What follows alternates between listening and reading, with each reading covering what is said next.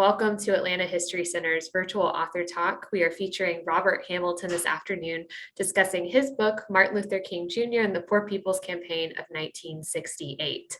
Now, if you haven't yet purchased your copy of the book, it came out during COVID, so there haven't been a whole lot of author events, so you really need to grab your copy and read it. It's just a great exploration, as you'll learn about tonight. After this introduction, I'll be posting a link where you can do that in the chat. Atlanta History Center is selling the book for 25% off today only in celebration of Martin Luther King Day. And you can pick it up from Atlanta History Center after the snow has stopped, or you can get that shipped to your home if you live in the US. As Robert and Kristian are talking this afternoon, used to these being at night, feel free to drop your questions in the Q&A. They're going to save some time for the end, so we'll get to as many of those as we can. Again, today's event is just part of our Martin Luther King Day 2-day commemoration. Today is all virtual in light of the winter weather that we're experiencing, but tomorrow's in-person event is scheduled to proceed as planned. Though if there are any changes to that schedule due to ice on the roads in the morning, we'll be sure to let you know. So if you have tickets for tomorrow's in-person program, know that that is still at this time proceeding as we originally planned. And let me briefly introduce tonight's speakers. Let me briefly introduce today's speakers. Robert Hamilton, again, is our featured author. He is a senior lecturer at short courses at the University of Glasgow, where he is joining us today. His work has appeared in the Studies in the Education of Adults in the Journal of Adult and Continuing Education. He will be in conversation with Kristian Weatherspoon. Kristian is Atlanta History Center's Vice President of Digital Storytelling, and she has over 10 years of experience in journalism and digital journalism, lots of different areas across the South, and just brings a really interesting perspective to this conversation. So again, welcome Kristian and Robert, and to all of you, and I'm going to turn it over to them. Thank you. Thank you, Claire, for the introduction. Hello, everyone joining us today. We're really excited to be here and to have you, Robert, to discuss your book. So we'll go ahead and begin to dive right in. For those of you who don't have the book and have not read it just yet, the book is a wonderful glimpse into Martin Luther King's final campaign, addressing poverty and economic inequality in America. And it gives a really in-depth look at several issues that we'll explore today. So Robert will, begin to cover some of those things. So to start it right, I wanted to just at a very basic level, kind of get an understanding of kind of your inspiration and what piqued your interest about this particular topic around MLK. Well, thanks, Chris, and thanks to everyone for inviting me to join you today at the beginning of Martin Luther King birthday week. I've had a long association with the University of Glasgow, which a wee bit about it, it's the fourth oldest university in the United Kingdom, and it's just recently named a learning hub after James McCoon Smith, who was a former slave who qualified for a medical degree in Glasgow in 1837. And also to mention that the university has recently agreed a reparations agreement with the University of the West Indies, because the university recognised that in the past it had benefited from the proceeds of slavery.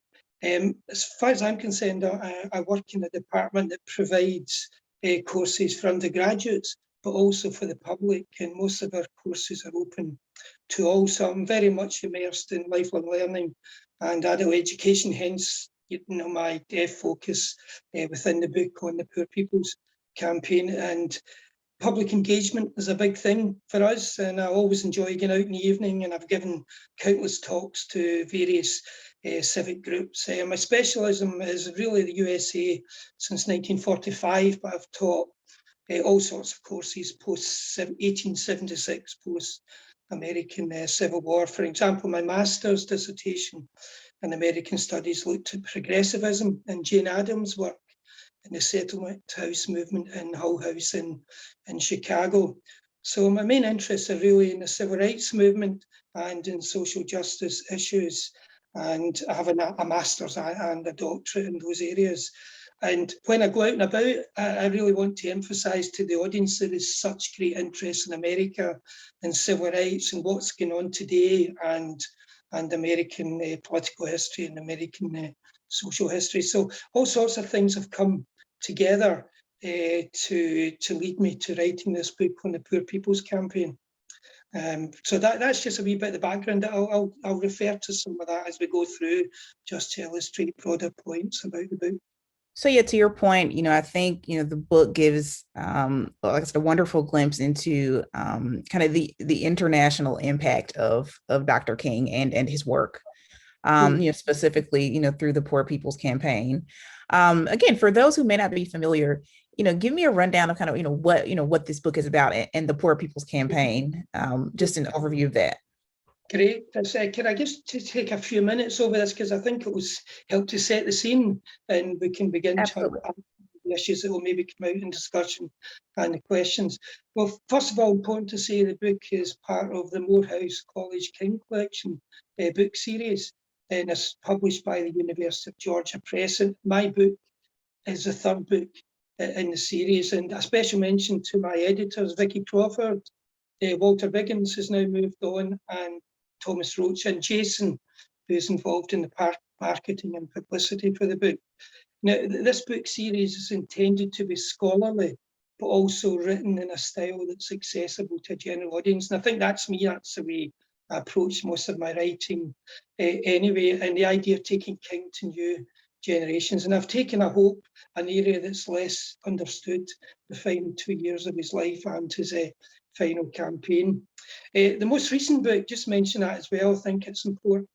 The Prophet of Discontent book, the fourth book in the series, looks at the racial capitalism and Dr. King. So it takes my book on a wee bit further in terms of King's ideas, whereas I focus on the campaign itself, who was involved, how people got involved, how they benefited, and so on.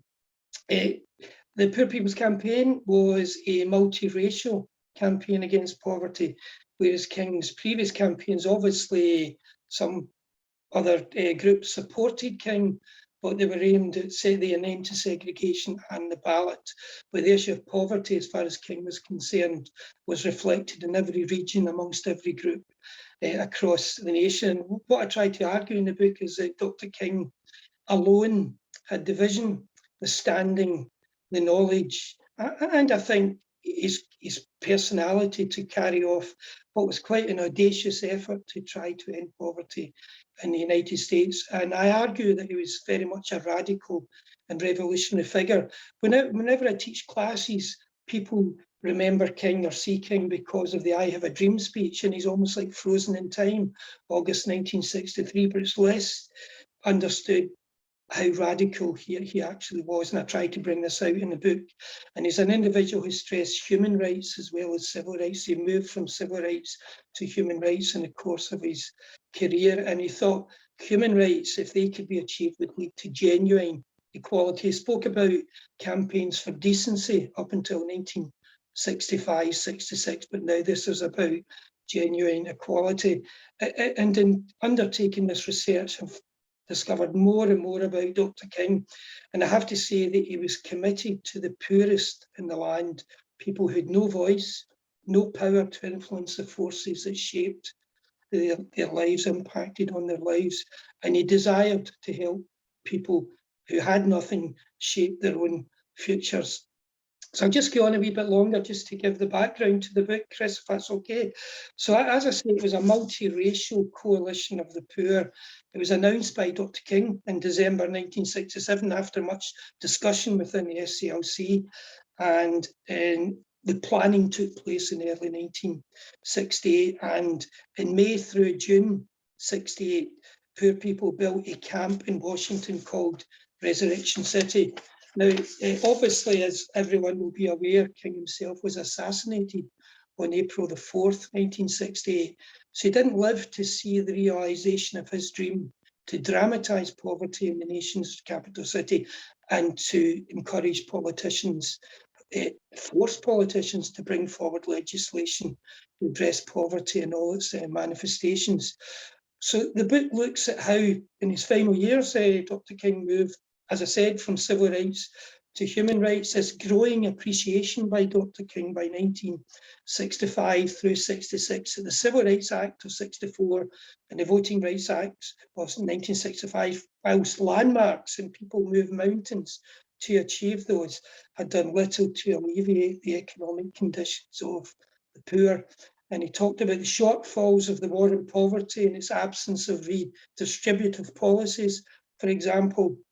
And also maybe similar to today, and I know we can come to this, the campaign took place in a context of a racist white backlash against the civil rights movement, against so-called uppity Black people, the rise and prominence of Black power, which many young people turn towards as a solution to their conditions of life. The Cold War, King was accused of being a communist because he called for change and the redistribution of wealth in America, and also increasing opposition to the Vietnam War. And King himself took the very bold step, gradually over a period of time, to come out against the Vietnam War. It's also a context of so-called welfare bums, people who lived in welfare, accused of not wanting to work, very discriminatory welfare laws in America. The role of the police in Black communities, poor communities, also called into question by King. Again, an issue still very relevant today, in a sense that from many political opponents and opponents within the public to the idea of a Poor People's Campaign, that the movement was moving too fast. What more do you want? We've given you the vote. We've ended segregation on the statute book, of course, although it carried on. And I have a wee quotation from Lyndon Johnson when the idea for a Poor People's Campaign was proposed in 1967.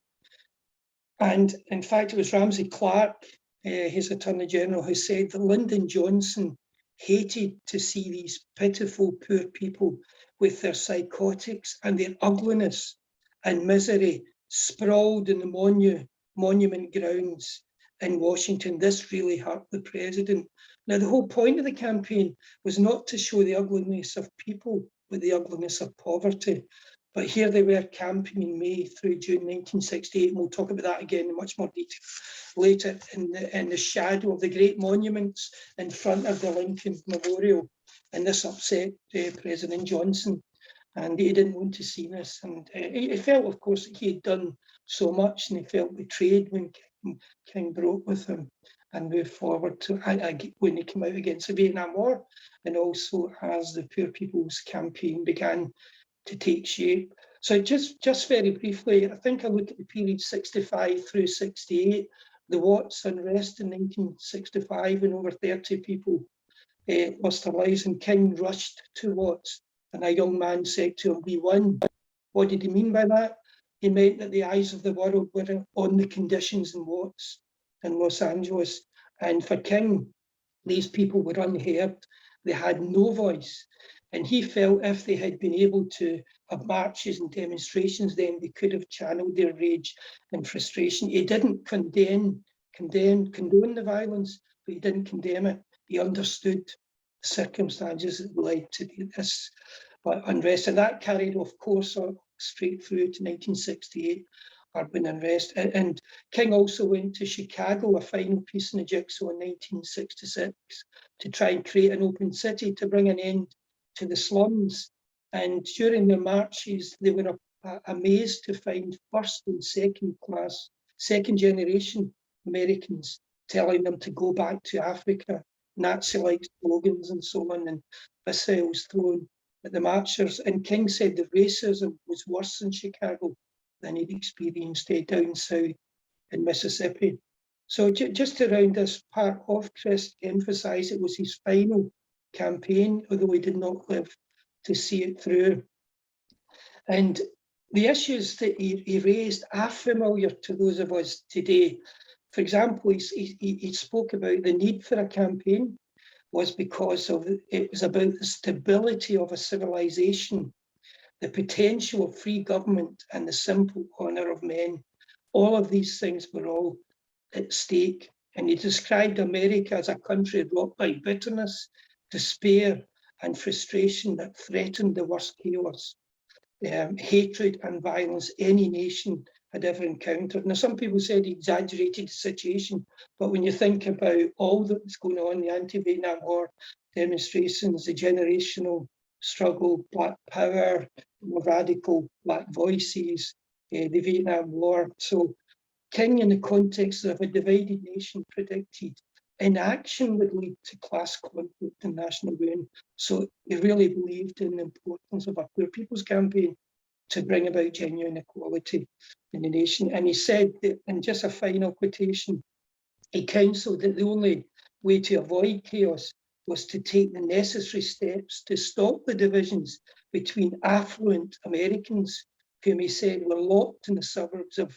physical comfort and mental insecurity, and those poor Americans who were locked inside ghettos of material privation and spiritual debilitation. So, I mean, it was apocalyptic almost, but this is where he was coming from. And his idea was this multiracial coalition to go to Washington in 1968 to make poverty visible, dramatize the issue of poverty, and to demand significant legislation to end economic injustice. And throughout this period, again, an important point about the campaign, he stressed non-violence. He said that violence was socially destructive. So he didn't condemn the riots. He understood why they happened, but he said, no, that this should not happen. We need to channel this frustration and anger. And he also said in one of his last speeches that Blacks were only 10% of the population and did not have the numbers or weaponry, he said, to win through violence. So morally and practically, this was a no-go as far as he was concerned. And he was opposed to violence, whether it was in Vietnam, against the peasants in Vietnam, or at home. And he talked about civil disobedience as important during the campaign as this middle ground between violence and apathy. So finishing off, I thought we'd just see what the demands were, Chris, and again, these will come up. For real jobs, he talked a lot about employment and underemployment, decent education, decent housing, guaranteed minimum income, which is a very contemporary idea in the UK and possibly in the United States, and humane welfare programs. And the idea was to stay in Washington until their demands were met, build this camp of wooden huts and stay in Washington. But I look in the book at how the idea came from Bobby Kennedy, Senator Kennedy, for a Poor People's Campaign. He said, bring the poor in August 1967 to Marion Edelman Wright, who is a very well-known civil rights activist, and until recently was head of the Children's Defence Fund in Washington.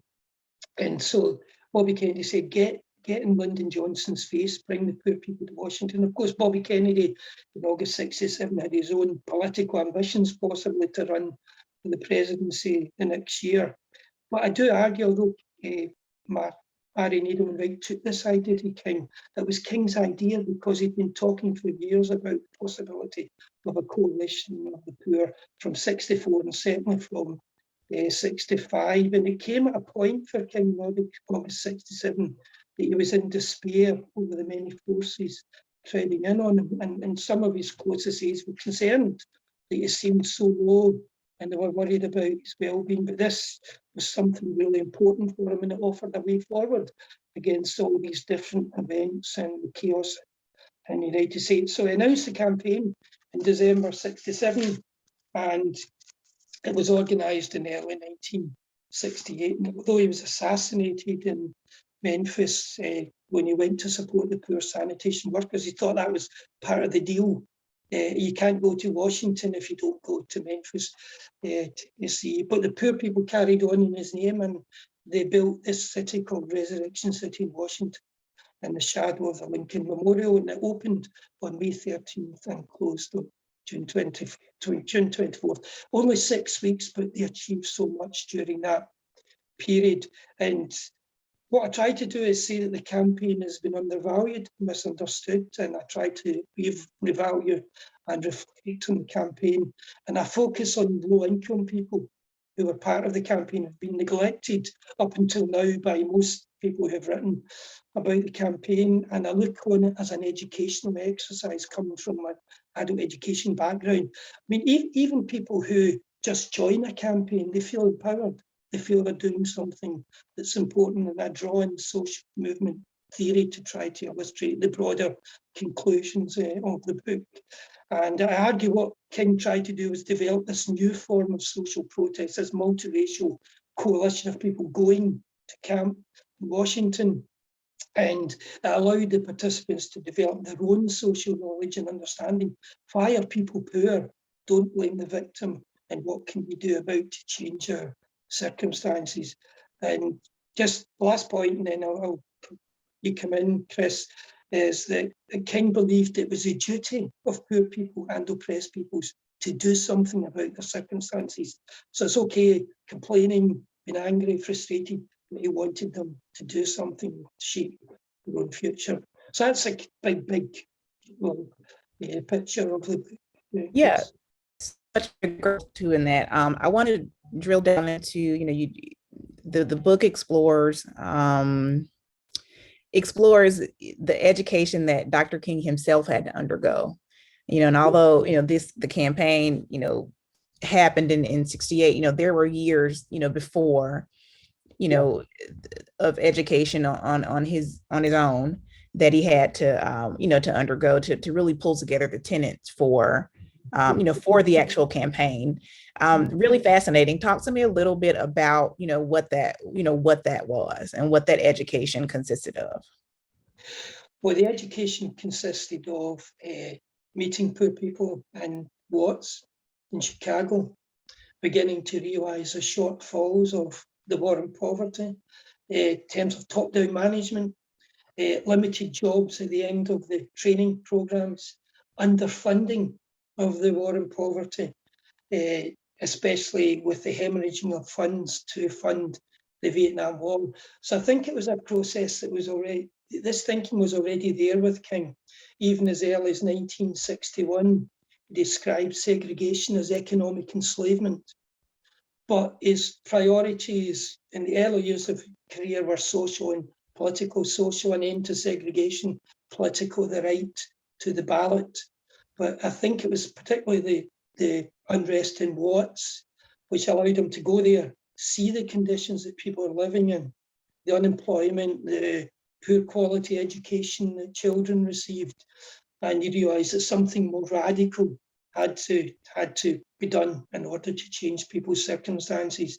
He went to Chicago in 1966 as his first campaign in the North. He needed to rely, there was a coalition of so many organisations working together in Chicago, so he didn't have a footprint in Chicago. The SCLC wasn't a national organisation in that sense. Its strength really lay in the South. And he worked with this coalition to try to bring about change in Chicago. But one of the important things he did was to live in a flat in Chicago. He wasn't there all the time, of course. He's a leader, the forefront of the civil rights movement, but he lived in a poor community just to get a sense of people's living conditions. And there's one story of how everyone gathered in a room to try to persuade local people to sign up to rent strikes. And some people were reluctant, and they had snacks on the table, and a rat jumped onto the table to help itself to the snacks during the meeting. And so people signed up. Just a small anecdote, but it gives you an idea of people's living conditions, and especially young people. Black Power was beginning to take hold in 1966. As young people were becoming more radical, they were fed up with the non-violence, certainly fed up with the demonstrations and marches. And so King tried to help them shape their future. And Marion Edelman Wright commented on the love and respect King had for young people and the love and respect they had for him. It's quite amazing to think that some of the gang members in Chicago went off to work as non-violent marshals in Resurrection City in May through June in 1968. So I think that, that education really comes from meeting poor people. And during the planning phase of the Poor People's Campaign, he went on a people to people tour, and he went to Marks, Mississippi, And I know, Chris, you're from Mississippi. So Marks, according to the 1960 census, was the poorest town in the poorest state in the United States. And he went there and he wept at the sight of people living in houses on stilts and water.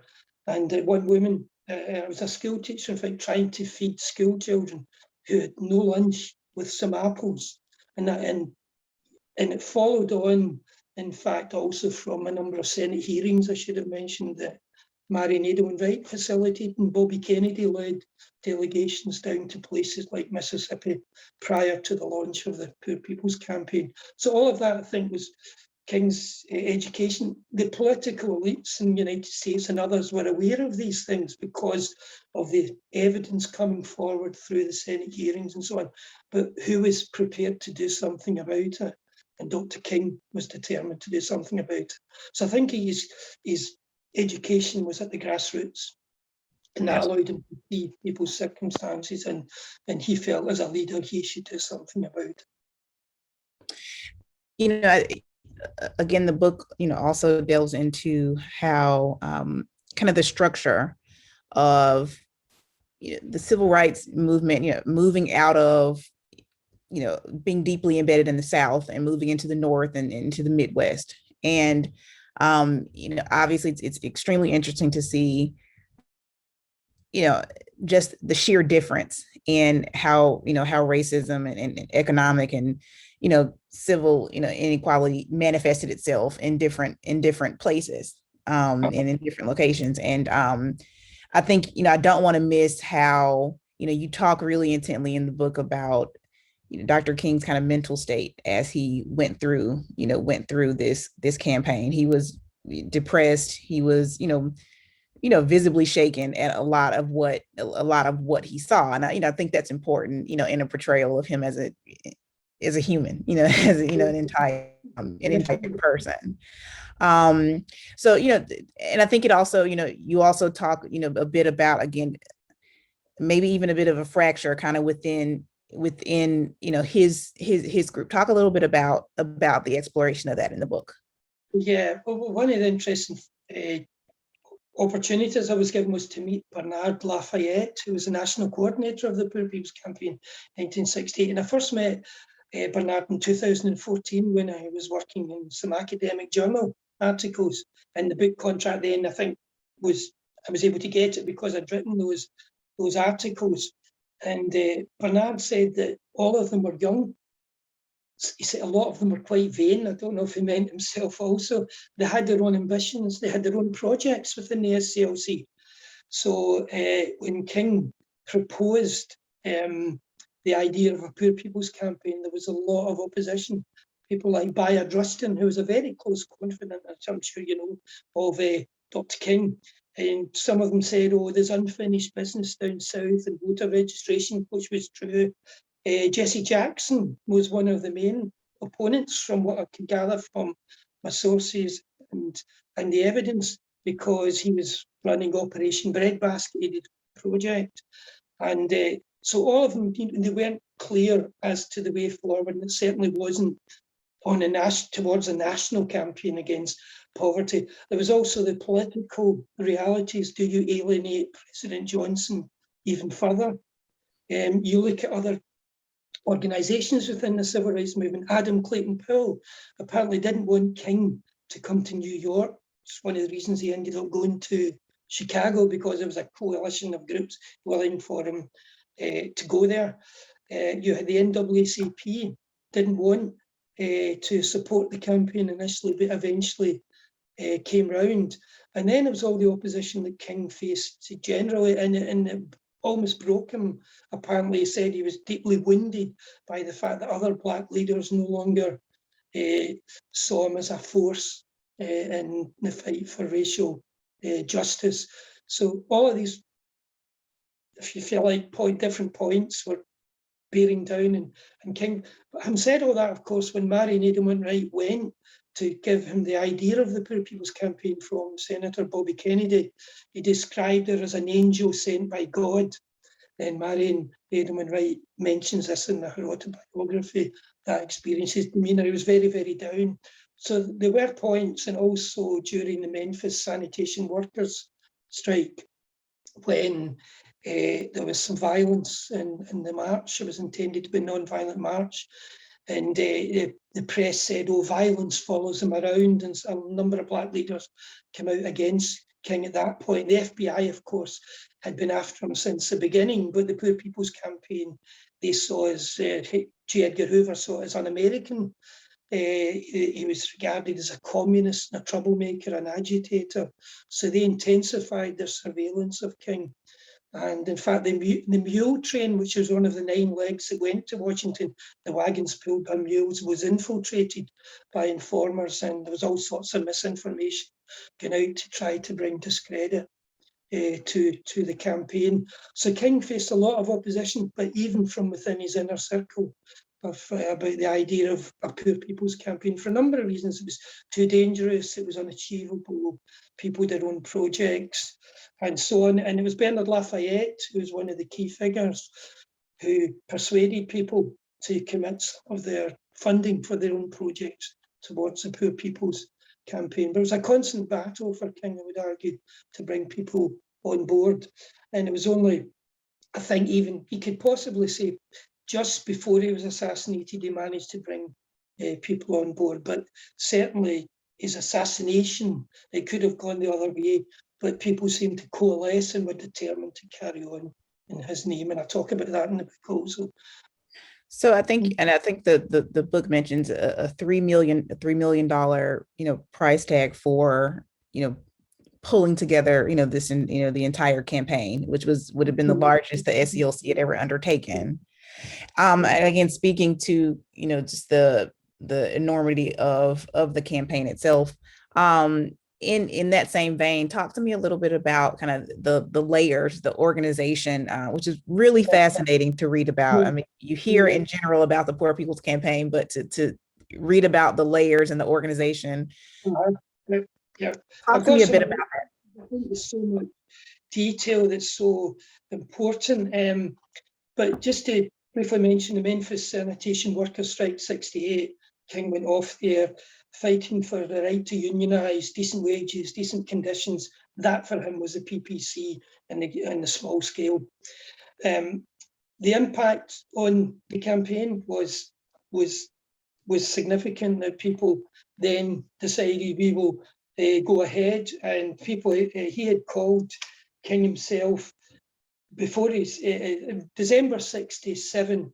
He called in people of goodwill to get involved, and he said that all members of society are caught up in this inescapable network of mutuality. It's everybody's duty to get involved. Even people who were well off should offer their support, their time and effort. And he said that even the oppressed, as I mentioned earlier, need to get involved. And what he spoke about, the purpose of the campaign, was to channelize, and this is a direct quote, the smouldering rage and frustration of people into an effective, militant and non-violent movement of massive proportions in Washington and other areas. And that refers to adult education, lifelong learning, getting people together through knowledge. 9 freedom roads, they were called, came from different regions of the nation. 9 caravans, some by bus, some by car, some a mixture, and also, of course, the iconic mule train, which started from Marks, Mississippi. And who were the participants? Well, the freedom roads were called the Eastern, the Appalachian Trail, gives you a sense of it, the Southern, the Midwest, the Indian Trail, to use the terminology of the day, San Francisco, Western, Memphis, Freedom Trail. And it was organized long before computers, mobile phones, social media, so the people had to put in the hard work to make this a success. King's people-to-people tours were part of that. There was nothing better than to have Dr. King visit a community, and everybody would turn up, huge crowds, sign up for the campaign. But the campaign also connected with civic groups across the nation, and there were hundreds and hundreds of supporting organizations. And just some of them were called the Concerned Citizens for Migrants in Michigan, Mexican American Youth Organization, the United Farm Workers, large groups included the American Friends Service Committee, the Quakers. Bernard Lafayette had worked for them himself. The National Welfare Rights Organisation. Labour unions, although some labour unions stood back and did not want to get involved in case it compromised the interests of their members, and also I think some were racist and didn't want black members in their unions. For example, the National Welfare Rights Organisation, really important. King met with their representatives and received an education. He didn't really understand very much about the welfare system in the United States, but they supported larger welfare budgets and the dignified treatment of those in need, because it was very, very often inhumane the way people were treated who applied for welfare. So their demands were included in the demands that were presented to the legislators in Washington. And they also, the NWRO supported the empowerment of women. So women were involved at all levels in the campaign. It's really important to mention that, and were some of the most significant figures, like Dorothy Cotton, just to give you one. And the chair of the NWRO was someone called Johnny Tillman, who was a female. Tilly Walker was a Native American leader, Denver-based Corky Gonzalez, and all these followers were leading figures in the Chicano movement, supported land rights, for example, so those demands were included. Raiz Tijerina, who's a Mexican-American, sought the repatriation of land stolen in the southwestern United States by the so-called Anglos, as they called. Cesar Chavez, who many people will remember, of the migrant fruit workers, he didn't actually go to Washington, but many of his members did, and he was supported by Bobby Kennedy. So it's quite a task. If you look at the mule train, for example, how do you take mules and wagons to Washington? Well, in fact, they don't go the whole way. They're eventually transported by train on the final legs of the journey. But you have to think about veterinary support. You have to think about food, water, and all the people travelling have to have places to stay overnight from the 9 freedom roads. All of that was organised. And 6,300 people eventually stayed in Resurrection City at different points, according to the SLC. But many people were unregistered, and thousands more would come for 2 or 3 days or 1 day to join various demonstrations. So countless thousands of people came, and they really were the authentic poor in many cases, people who had not left their counties previously in their lives, people who hadn't had the benefit of a decent education, but all of them worked in the local area, workshops, demonstrations. Non-violence was key. When you go to Washington, remember the eyes of America are upon you, the eyes of the world, so you have to behave in a certain way, but also to educate people about the purpose of the campaign. It's not looking for handouts, it's looking for what people were entitled to, and that's a decent job, a decent education for their children, decent welfare system, and this idea of the guaranteed national income that everyone should be entitled to. So it's remarkable achievement. And one of the things I tried to take on in the book is the idea that the campaign was badly organised. It's a nonsense. If you look at how the Mexican Americans organised, how African Americans in the South organised, poor whites in Appalachia organised, all coming together. And then to build Resurrection City, a camp with all resources, is quite remarkable. Before I open the floor for questions, I want to on the kind of the campaign hinged on the point of this being building a multiracial kind of people from everywhere. The idea that poverty did not just impact one group of people. I think that, along with several other points, and I know you mentioned in the book about King's proposal of a Bill of Rights, around economics, around economics, and just how radical of an idea this entire thing was, for that time. You even hit on his relationship with Stokely Carmichael and how it was all part of everything was a radical kind of undertaking. Talk to me about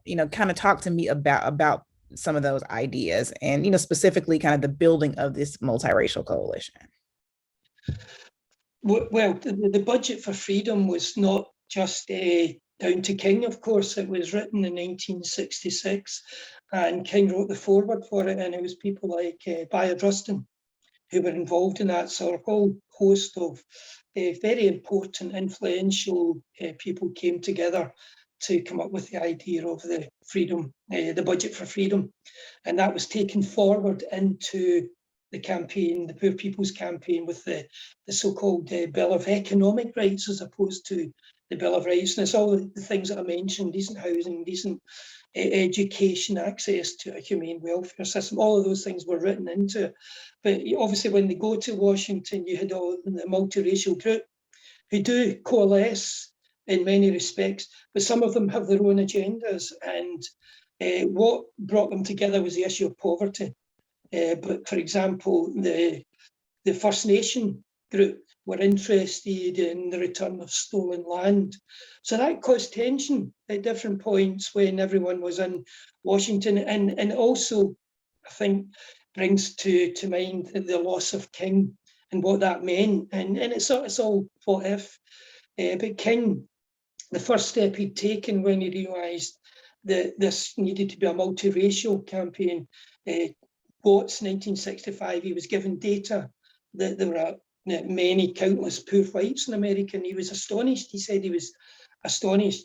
So we move forward into to Washington, and that's really, I think, where things could have come off the rails, because King wasn't there, and there was some criticism of the leaders that they hadn't included some of the major demands by the other racial groups. But I argue in the book that's not true, because they were considered. And the way they were considered was when the multiracial groups met with senators. First of all, there was a committee of 100. Sorry if I'm going off at a tangent, Chris, there's so much to say about this, but there was a committee of 100 went in advance of the main campaign in April, May 1968, and they laid out their demands. And this was a multiracial coalition of people. And they included all of these demands that I mentioned: land rights, fishing rights for First Nation people also. They were included in the demands. But when we got to the camp in King's Prairie, King was not there. Then that, I think, did cause some problems. Jesse Jackson was mayor of Resurrection City, and Bernard Lafayette certainly did a great job to try to keep things together, but he was badly missed. But I have to say that I found lots of evidence that people did work together, and in the representations at the Senate hearings, you had 101-year-old Mattie Grinnell, who was a Mandan First Nation, and she said she wanted some of this for herself. She was 101 years old, but she also took the opportunity in front of the senators to condemn the Vietnam War. And she said that America should be ashamed in waging this war in Southeast Asia. And she talked about how conditions in her reservation had been better in the past, but things were worse than they'd ever been. And they were given food which had insects in it and all sorts of things. And she mentioned housing conditions. A black woman from the South, I would need to check the notes, but she came and she spoke about how people lived in cardboard huts back in Mississippi, and they had no jobs, no welfare support, single parent families. So that this level of poverty was reflected across the board from those who gave representation and testimony to the Senate hearings. So I think the multiracial coalition worked in the end, although there were some issues in the camp and some people refused to mix with other groups, for example, and everyone did their best to make sure that could happen. But when the demonstration was out into town, they would demonstrate at the Capitol building, the White House, whatever, then they were multiracial coalitions. And not everybody lived in the camp, Resurrection City, which was a fantastic achievement. It had everything. It had a city hall, it had adult education provision, it had healthcare. People were, for the first time, were seeing a dentist, doctor in their lives, according to their testimony. for the first time in their lives, and this was the opportunity given to them by the Poor People's Campaign. And I know that healthcare has remained an issue in American political life ever since, up until President Obama with the Affordable Care Act, and I know there's still a lot of work to be done, but so all of these things were really important in the life in the camp. The people were given the resources that denied them back in their home states and counties. Robert, I'm going to take a few questions. We have some in the chat here. We actually have a person here who lived in, I think I lost that one. I lost it. All right, so here's one question. What's the legacy of the Poor People's Campaign, and what lessons can we learn from it as we organize around issues of racial and economic inequality today? Well, just to say, on the surface, there were only modest legislative gains during the period. Additional nutrition programs, there was food stamp programs, free school lunches, extra money for anti-poverty programs. So there were some real achievements, but maybe not as significant as people had intended at the time. And there was also a housing bill to help the poor buy homes or rent apartments. But I think you need to look beyond that, the impact on the individuals and the empowerment of those, and the inspiration they can give to future generations. For example, the American Friends Service Committee said it made poverty visible. And that's something that we really, I think, need to think about today, about making poverty visible and trying to understand people's life circumstances. Marion Wright Edelman herself said that the ripples were felt for many years, and she said that it allowed the seeds to be planted that led to the expansion, for example, of Medicaid and child health insurance. I'll just go on. I've got some notes about why it continues to have relevance today. And maybe the best thing is this quotation from 2018. And I think it was from William Barber and his supporters, who at that point, 2018, so just 4 years ago, were talking about a repeal of tax cuts, and also looking at federal and state minimum wage laws to try and improve them and tighten them up. And they said that their programme, a Poor People's Campaign in 2018, was a national call for moral revival in uniting thousands of people across the country, as King did, to challenge the evils of systematic racism, poverty, the war economy, ecological devastation, and the nation's distorted morality. King could have written that in 1968. So what I'm saying is there's still relevance for the campaign in terms of the messages and the mission that King articulated in 67 through 68. And I also think Dr. King's life provides a framework for activism. This revolutionary Dr. King, who pushed America, and he talked about redistributive policies. I see him as a social democrat, others may see him as different, that could achieve racial justice and Black citizenship. And he talked about a beloved community. Again, I think this is a real legacy, but that included reallocation of resources in the United States. He talked about different America having different priorities. Also, don't wage war overseas in Vietnam, spend money in educating the poor child at home. And I would argue also the fact that he spoke in Chicago and in the Poor People's Campaign of the role of the police and the death of George Floyd and conviction of his killer shows that these issues are still very much relevant today. Also, the demands for economic justice as part of the national narrative in the UK today, and I'm sure in the United States. It's minority groups, including the poorest and most vulnerable, who've been affected most by COVID and the economic meltdown which followed it. And this gap between the rich and the poor is growing ever wider. And I think what COVID has shown is soars in UK society, soars in American society. And again, I would argue that Black Lives Matter is the latest wave in this movement, inspired by Dr. King in order to mobilise into what is now referred to as racial capitalism. Obviously, King didn't use that phrase in 1968, but the latest book in the Morehouse King Collection series looks at that in much more detail.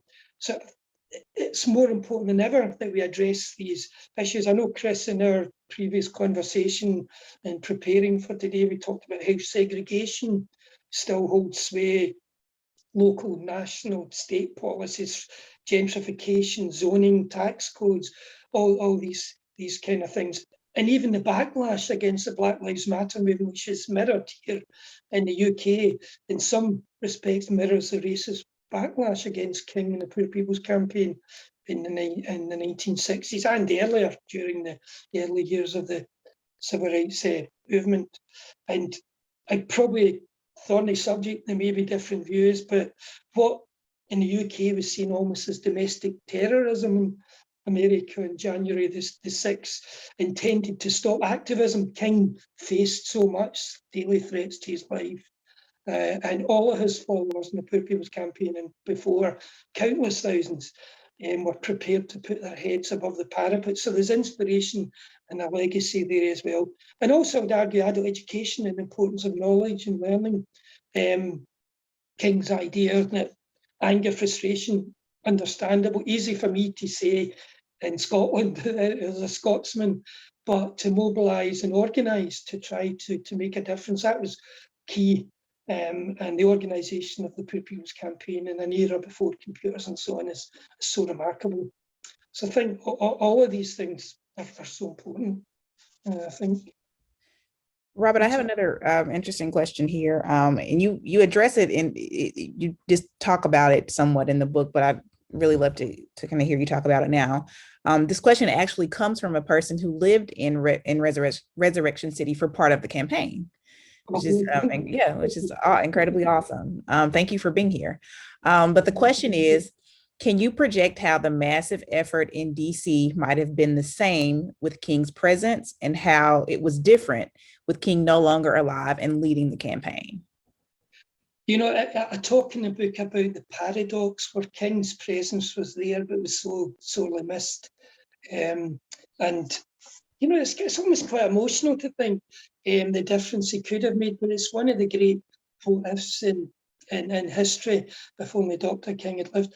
I certainly think that there would have been probably more legislative achievements if King had been there. I do think his presence, his charisma, what he'd achieved before, his position at the height of the movement, but it's a great what if. And on Solidarity Day, which was the biggest event of the whole occupation of Washington, over 50,000 turned up.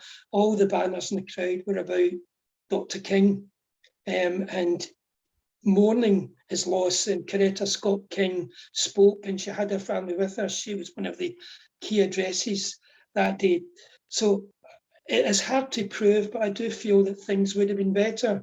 And one or two of the leaders of the SCLC, and it's in the book, stayed in a nice hotel in Washington, didn't live in the camp. It's inconceivable to think that Dr. King would not have aligned himself with the poor people he'd persuaded to come to Washington by not living with them in the wooden huts. And we didn't have a chance really to talk about Resurrection City, other than I touched on some of the resources and facilities, but these wooden huts stretching right across the whole mile, and people coming from all corners of the nation. I think 47 states were represented, including First Nation and people and so on had come along. So it's a big question. And even when I was writing the conclusion to the book, I thought, well, yeah, King lives on. He's such a remarkable figure to me, and he lives on today. He's more relevant than ever, really, in terms of the messages that he brought. And I was reminded, especially, just one last point, last year during, it was after the George Floyd killing, and the footage had been shared and so on, and the Unrest, and they showed in British television Dr. King interviewed in 1967 talking about economic injustice. And to a person, the panel who were looking at this and commenting on it. The comments that came in said, what a remarkable figure, and we needed somebody like that today, far less in Resurrection City. So I can't prove it, but it's difficult to say. He was sorely missed, but he was also an inspiration to everyone who was there. And thank the person who sent in that question. I love to communicate with that individual if he or she wanted, and that would be really nice. I'm sure I would learn so much from that individual. If you'd like, drop your information in the private chat with Claire, and we'd love to reach out. One final question: what inspired you as a Scotsman to study this? Well, I've always loved America and all its faults, I suppose, if you look at the race issue. But I've been inspired by the civil rights movement and by Dr. King. And the more I've learned, you try to use this in your own life and how you treat people and how you respect people and so on. But also you see this sense of the need for activism, that lesson from Dr. King. But I think basically just inspires me as an individual. And by writing the book and meeting Tyrone Brooke, who had worked with Dr. King, Bernard Lafayette, you feel it's a bit silly maybe to say, but I'm going to be honest about this. I feel a bit closer to him, and I feel if I can play a small part in carrying on his legacy and make people more aware of what he stood for, then that's good. I think that's good. Robert, can you talk a little bit about how Dr. King's work is perceived in the UK today? And you mentioned earlier about him being kind of frozen in time at the I Have a Dream speech. Does he get frozen in time similarly there as he does here in the US? Yeah, well, I think it came back into the public eye with the events of the past 2 years, I would argue. But if you look at Newcastle University, Dr. King visited there for an honorary degree, and so they have a very vibrant programme of King talks, King events, and I'm sure they'll be doing that this week. Speaking from my own position, because I do all these public engagement talks, it's amazing the interest people have in Dr. King and what he represents. That's the one thing that I got asked to do, to give talks on the civil rights movement. And I think it reflects a broader awareness of King, but possibly not so much the radical King in the past 2 years. But certainly I think, to counterbalance that, the last 2 years have brought King much more to the fore, and probably people are more aware than they might have been in the past of that call for economic justice. There's also been things that have been trailed on the FBI and Dr. King, so they're aware of that side of his life, where they've tried to get him to commit suicide. In fact, I think in one infamous occasion, and pursued the civil rights movement from the outside, so people are aware of that. So I think King is certainly a figure of significance and importance. I can mention my late mum was a great admirer of Dr. King also. And she'd be typical, was a working class woman, and she knew Dr. King, and she found him inspiring in terms of his decency and his approach to social justice issues.